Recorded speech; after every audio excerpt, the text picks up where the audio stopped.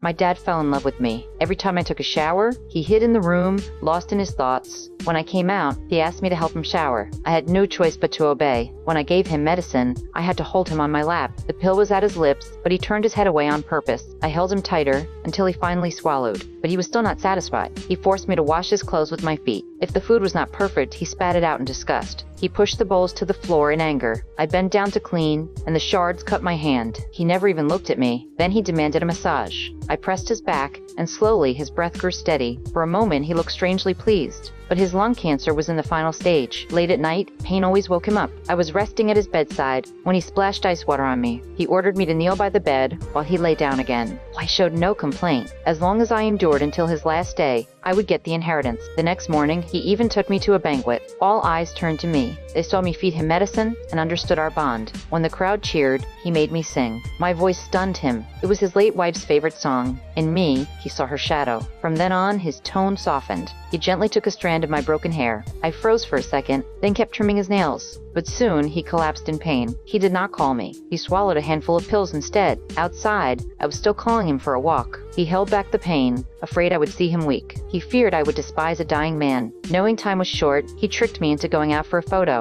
Alone, he held a picture of his wife. He begged for forgiveness, because he had fallen for me. At the photo shop, I realized it was his memorial portrait. I finally understood his plan. I ran back as fast as I could, but he had already tied the rope. He kicked the stool away. At the last moment, I rushed in. I held him up and pulled him down. He was half conscious. I grabbed a cup of pee. I took a sip and passed it into his mouth. In that strange rescue, his body came back to life.